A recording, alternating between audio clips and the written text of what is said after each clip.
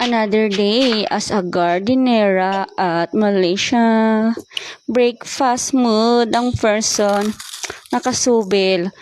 By next week, pupunta ang person sa KL sa bahay ni boss. Masyadong mainit doon. Sayang ang aking glutathione na nilalaklak. First of all, magbayad muna tayo ng ating kautangan sa credit card. Hiniram na natin yung malaking kaldero ni boss. O, diba? Pakuluan ang mga paa. Gagawing adobo. Hindi siya kasya dito eh.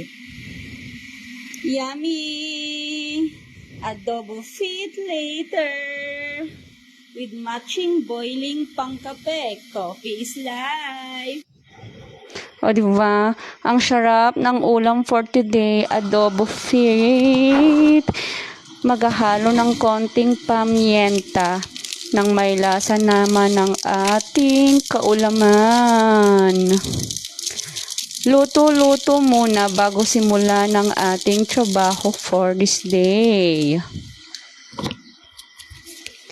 O, diba? Adobo.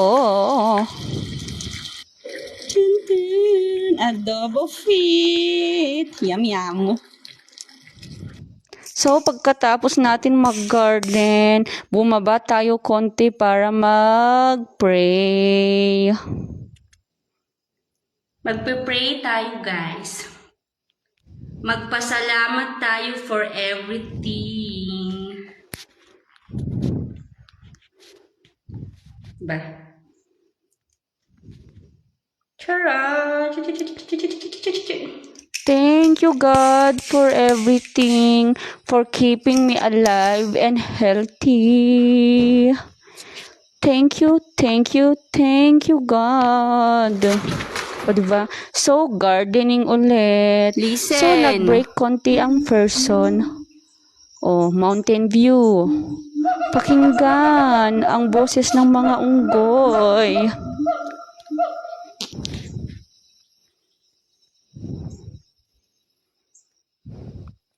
Speaking of the monkeys, ayan na ang aking mga beshi. Na-miss ata nila ako. Hello, beshies. Oh, long time no see, beshies. There you go again. Thanks for watching, guys. Take care, everyone. Bye-bye.